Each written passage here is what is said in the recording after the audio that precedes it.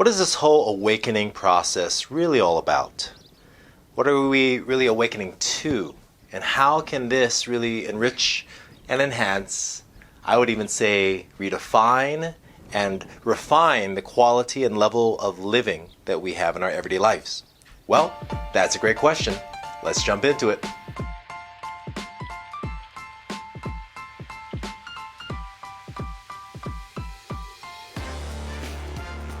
Welcome back, adepts and initiates. Go ahead if you haven't yet and click on that subscribe button so you can stay in constant contact and communication with all the content coming out on this channel. All right, welcome back. So what is this whole awakening process really about? If you've already watched those videos on the awakening and the process itself, then terrific. If not, generally speaking, what we are sleeping and asleep to right now is our essence.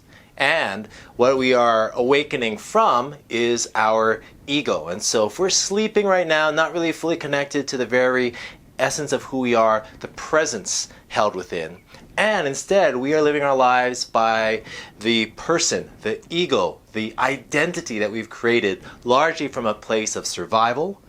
To survive and to thrive are very different. And so this collective awakening really is coming into this place of connection, of alignment, of balance, of harmonizing, of evolving our everyday life by truly living.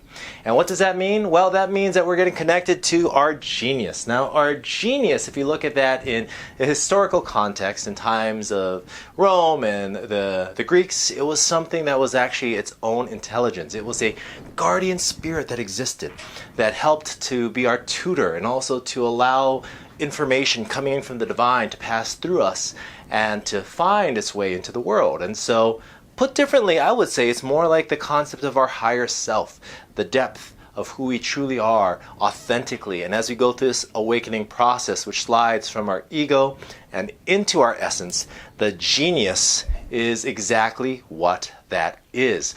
And so this is the first part of a three-part unfolding. I'll talk about the other two in another video. However, for today, let's identify what exactly the genius is. So it is the fullest expression of who we are, of who you are, of who I am. It is a very specific place that allows the physical, mental, emotional, and spiritual bodies to intersect and to create a very specific niche in this world. Now, old school occultists would call the work that comes of this the magnum opus, the great work that we are here to be able to bring into the world, to birth into the world.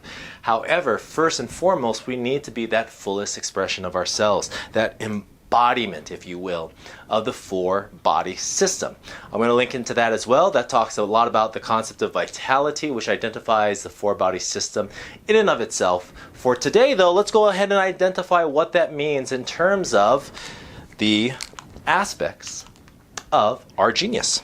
So there are four parts to it. There is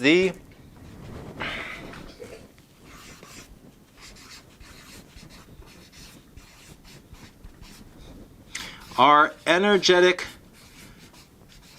patterns. We'll start off with that first and foremost, which is a matter of the spiritual body. Now, the spiritual body, or the energetic body, looks at these patterns. This kind of goes into the concept of archetypes.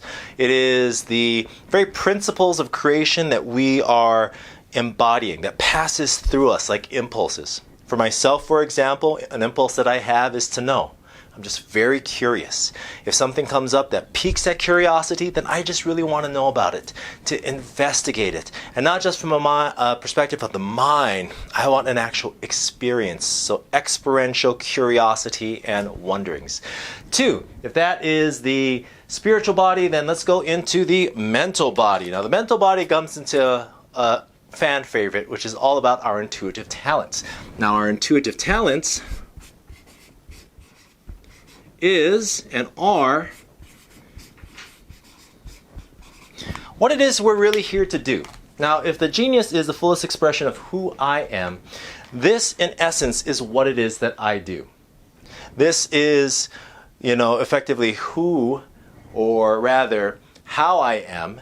And as it comes into our intuitive talents is something else entirely. Our intuitive talents is the skill set that we've developed through our different incarnational cycles.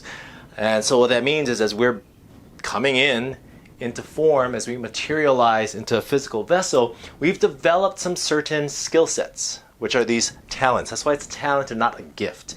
Gifts are just given. Talents are developed. And these talents, whether we're talking about psychic, empathic, kinesthetic, or energetic, are all things that we have worked in our lives to develop. Now, coming into the emotional body.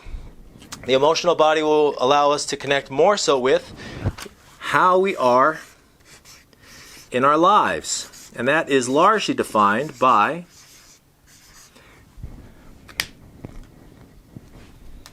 our core values.